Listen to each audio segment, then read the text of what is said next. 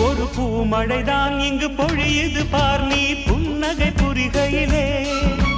தேன்மழைதான் கண்ணில் வழியுது பார் நீ தரிசனம் தருகையிலே மழை தூறலிலும் பனிச்சாரலிலும் உடல் குளிர் கொண்டு தவிப்பதென்ன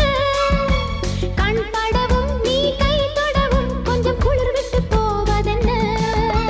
ராத்திரி நம் ராஜ்யத்தில் ஓர் நீரோடை பாய்வதென்ன